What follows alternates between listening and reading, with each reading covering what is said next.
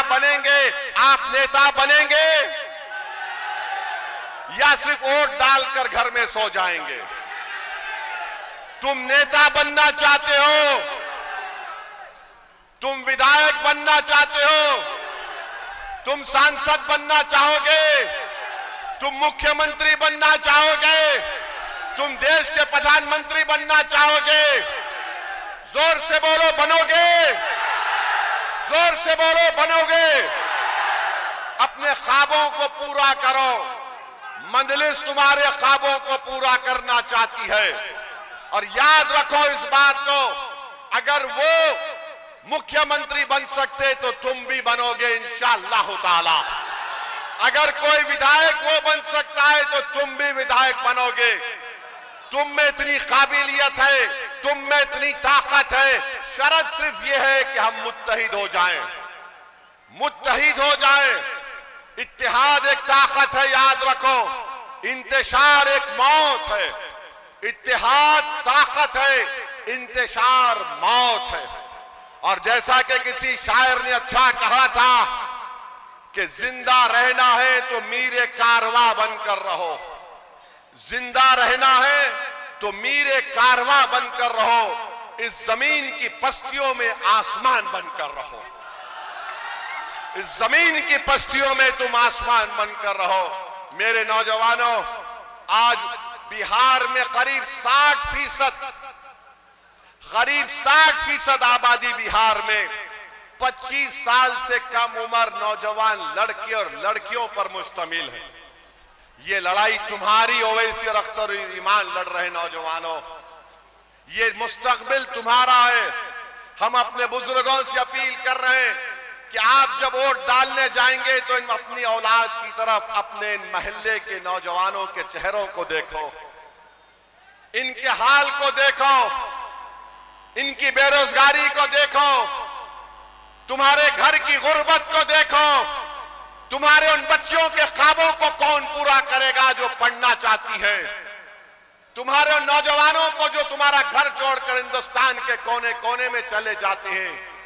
मेरे भाई, ये ख्वाबों को पूरा करने का वक्त है और हम अपने ख्वाबों को पूरा कर सकते हैं।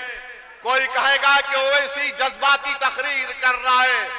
अरे जिसमें जज्बात नहीं वो मुर्दा है। जिसमें जज्बात नहीं वो मुर्दा है।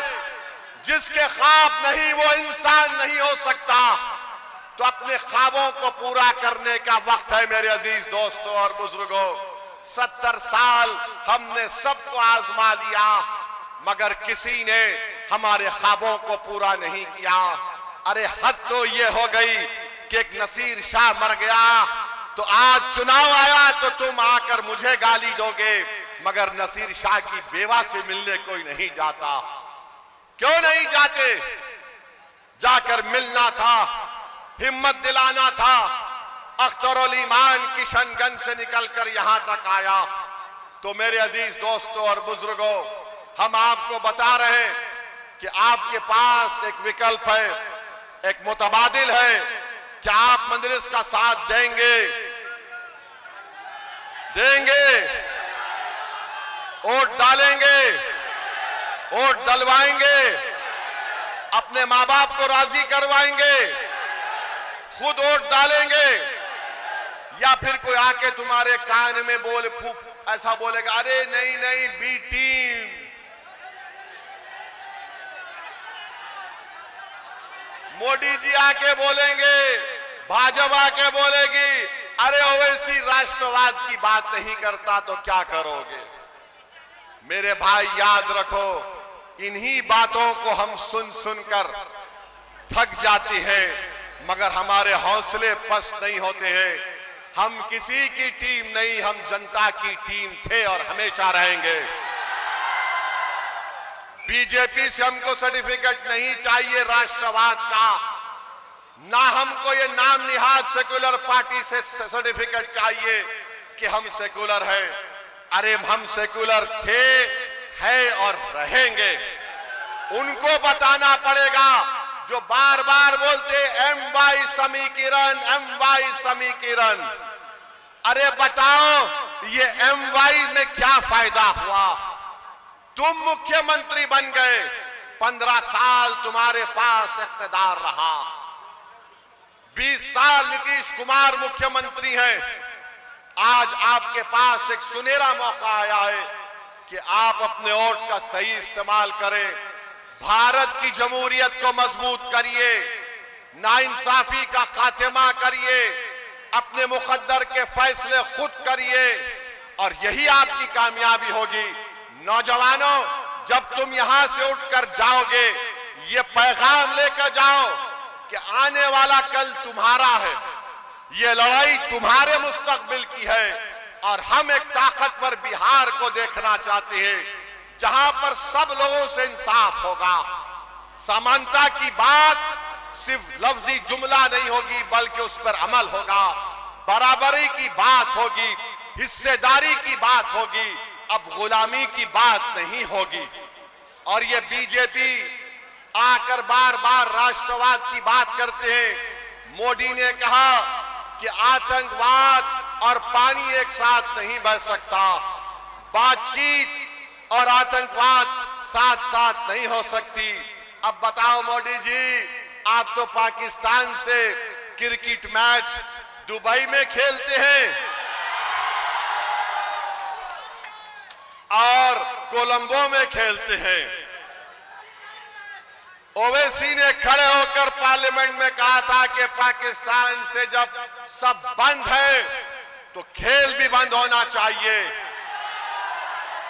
वो आतंकवाद पाकिस्तान से आकर पहलगाम में हमारे भारत के 26 लोगों को गोली मार दिए, इसलिए कि वो हिंदू थे, उनके सर पर गोली मारी। बताओ मोदी, बताओ नीतीश कुमार, ये देशभक्ति है कि जिस देश से आतंकवाद आते हैं आप उनसे क्रिकेट मैच खेलते हैं, उनसे क्रिकेट मैच खेलते हैं। आज ड्रामा करते मोदी जी, 3-0 ऑपरेशन सिंदूर। अरे मोदी जी, सिंदूर का ऑपरेशन हमारी बहादुर फौज ने किया, उनको सलाम करते हैं। ये मामूली क्रिकेट मैच क्यों खेला जा रहा है?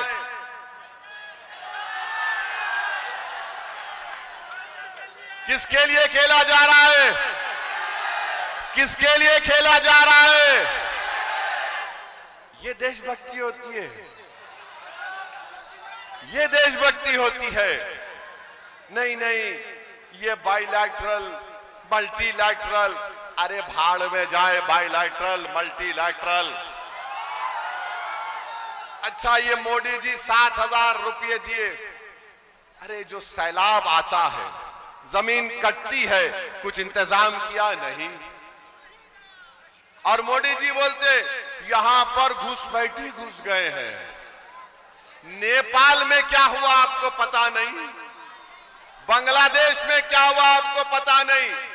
इलेक्शन कमीशन 65 लाख नाम निकाल दिया, उसमें कोई घुसपैठी नहीं है। मोदी कहां चले गए? तो मालूम हुआ हमको बदनाम करने के लिए बात कही जाती है। बहरहाल इंशाअल्लाह चुनाव के दौरान में एक मर्तबा मैं फिर इस विधानसभा में आऊंगा और आपसे फिर से अपील करूंगा कि अपने इत्तेहाद की ताकत और कुव्वत पर मजलिस पार्टी के उम्मीदवार को कामयाब करिए।